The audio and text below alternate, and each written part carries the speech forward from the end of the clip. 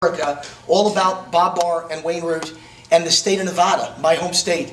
They interviewed quite a few people all over Nevada from one end to the other to talk about what libertarianism really means. And they actually said, this is the end line of the entire story. It should be in every piece of literature for every one of you as a candidate, and you should mention it to every person that you speak to. It said America is going libertarian, and the Libertarian Party is going mainstream. That's what it says in So it's changing. They even coined a phrase to describe my specific Wayne Root brand of libertarianism. The writer called it suburban libertarianism. See, too often we've appealed to radicals. This party is going mainstream. And to go mainstream, you got to appeal to the people who vote in the suburbs. That's what wins you elections in America. And let me tell you something. As a motivational speaker, which I've been my whole life, as an author of 6 books, including a bestseller, #1 in the country, there's only one thing in life that matters if you want to be successful: goals. The days where we're aiming to make a difference by winning a few votes are over. We are aiming to win elections. That's what it's about now. Win elections. Now, right now in the national polls, Barr and I are polling at 6% in the latest Zogby poll. That translates to 6 to 7 million American voters. And we just got the nomination. So the numbers can go, who knows how high in the stratosphere they can go to. But let's just say we don't win the election. Well, winning doesn't mean you win this time. You have to set the goal of winning. The bar has to be set that high in order to ever win.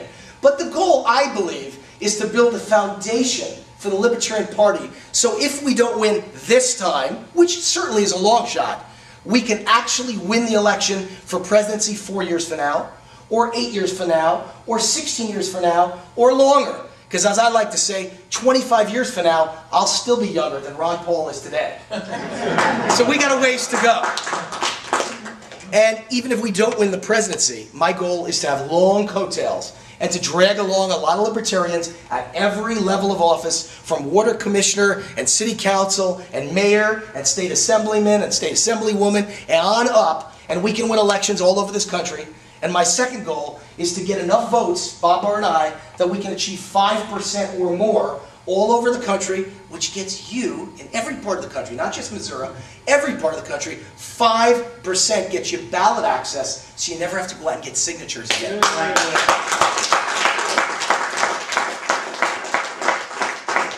And that's so important because that's wasted energy. Instead of gathering signatures, Republicans and Democrats don't have to do that. They're out trying to win, while we're out just trying to get on the ballot. Do you understand the difference in the energy level there and what you're aiming for? So I want all of us to start aiming for winning. That's what this party's got to be all about. See, if you don't want to win, that's okay.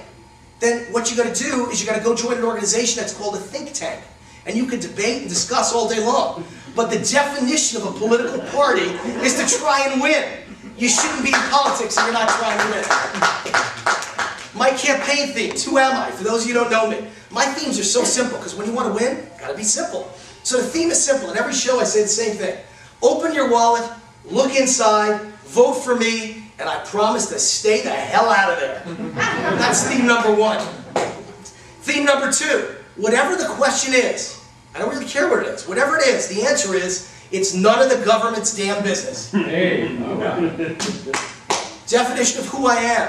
And the public loves it. I've done 100 radio shows. Can you imagine in the past, the Libertarian presidential candidate in past elections never got any media interviews, no major media, for 5 months before the election. Now you have a vice presidential candidate who's doing 100 radio interviews from the convention until mid-July. Things have changed. We got 2 people who really can go out and get major media, Barr and Wayne Root, and because of that we've divided up the nation. Bob's taking the East Coast of the United States. He feels comfortable enough to let me take the entire West Coast, west of the Mississippi. So we're both campaigning separately all over the country so we can get twice as much exposure. So in all these radio interviews, the same thing always happens again and again and again. I start out by saying, you know, for those of you who are uncomfortable with a guy from Las Vegas, Nevada, wanting to be the Vice President of the United States, you're a little worried, Sin City, Las Vegas. Let me ask you all the question. Do you know what the difference is between Vegas and Washington, D.C.? In Vegas, the drunks gamble with their own money.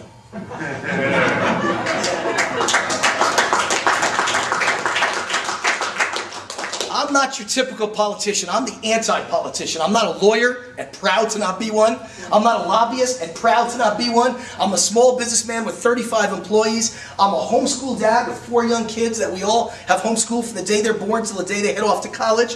I'm a son of a butcher, and most of all, I'm a citizen politician. I want to go to Washington for 4 or 8 years. I want to shake things up. I want to throw the bums out. I want to give the power back to you, the people, and the taxpayers. And then I want to go home, back to my family, and back to my business. I'm not running for office so I can what's the right word here? So I can make myself more powerful. I don't want to get into words like that here. Too big. So I can make myself more powerful, more important. You know, I always say that in business, the job of a lawyer is to charge you $500 an hour, so they have to prove how important they are, so they muck up your whole business deal. They kill every business deal they get involved in, lawyers. Well, guess what most politicians are? Lawyers. And to prove how important they are, they get involved in every piece of your life and create legislation. They write laws. You gotta have seatbelts. You can't smoke in restaurants. You name the law. Now there's a new one in New Hampshire that says they want your dog to be seatbelted in the car or the police can pull you over and give you a ticket. They want to give your 6th grade daughter a vaccine for cancer, cervical cancer vaccines. They forget to tell you that 2 6th grade girls have died from this vaccine. They forget to tell you that the whole point of the vaccine is your daughter has to be sexually active to even have the risk of getting cervical cancer. And last I checked, most 6th graders weren't sexually active. At least not when they have homeschool parents who care about their daughters. My daughter's never getting that vaccine. It's unproven. It's brand new. No one has any idea what it's going to do to them. Forget about death. How about if how about all the kids out there who are having all kinds of problems, autism, and no one quite knows is it a vaccine that's giving them autism? Well, what do you know about that vaccine that they're giving to 6th grade girls? I'll tell you the only thing I know about it. The governor of Texas, who made it mandatory for 6th grade girls, there was such an outcry, by the way, that it was undone and they no longer have to make it, have to get it before they go to 6th grade. But he tried to instill a law that made it mandatory. Your child could not attend school in Texas without that vaccine. You know the only fact I know about the vaccine? It's made by a pharmaceutical company who paid a gigantic contribution to that governor, who then made it mandatory. See, the politicians don't care about you or me. They care about the lawyers and the lobbyists. Ladies and gentlemen, that's the difference between the Libertarian Party. If you vote Republican, number one, they don't care about you. Number two, the Republican Party might give you a little more economic freedom. There's no question in my mind that McCain will give you a little more economic freedom than Barack Obama. But I'll tell you what, he'll take away your freedom in the bedroom. They'll listen to your phone on warrantless wiretaps, and you'll have endless wars for the rest of your life that will cost this country trillions and bankrupt the country. If you vote Democrat, you might get a little less war and a little less wiretapping and a little more freedom in the bedroom, but you lose your economic freedom. They will steal your money right out from your wallet or your pocketbook. The only party that protects you, both your wallet and your pocketbook and your bedroom freedom, the only party that gives you economic and personal freedom, is the Libertarian Party. And that's the message we need to be giving the people. There's a reason to be voting Libertarian, not Republican, not Democrat. You vote for John McCain, it's 4 more years of George Bush and 4 more years of war. You vote for Barack Obama, it's 4 more years of Karl Marx. He's going to take your money, he's going to redistribute the wealth, he's going to play Robin Hood. He's going to take from those who are successful and produce all the jobs, destroy the entire American economy, and give to those who want handouts, standing against everything we believe in the Libertarian Party. That's the choices that you have today. Except there is a third choice, Bob Barr and Wayne Root.